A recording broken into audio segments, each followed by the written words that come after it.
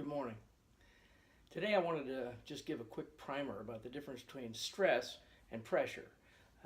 Stress being something that is very unhealthy for us and can create emotional and even physical difficulties if we allow it to go unchecked. So I wanted to address that as well as the concept of the value behind pressure and the lack of value with stress.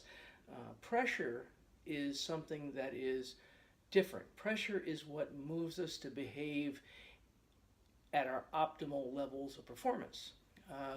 When I go on stage, I feel a sense of pressure. I feel a sense of the need to be able to perform or to get my point across in a certain way. When a guitar player plays a guitar, the string has to be the certain amount of pressure to get the right chord to be able to come out of the guitar. Same with a violin, same with a football, same with a tire on your car. They all have to be the right amount of pressure to get them to operate correctly. But if you overinflate, you know what happens. And that's like the difference between pressure and stress.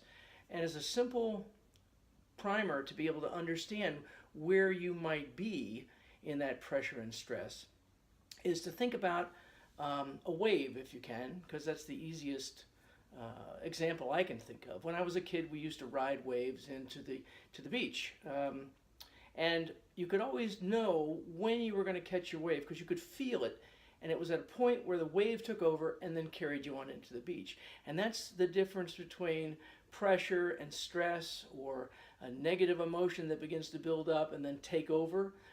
When we reach a point where we feel like we just are about ready to explode, the key ingredient here is not to let this go any further, because once it moves over the top of this, just like with riding a wave, now the wave's in control, now the emotion's in control, now the stress is in control. Give yourself a chance to drop back, physically move away from the space, take a few deep breaths, do some visual imagery, journal about the behavior.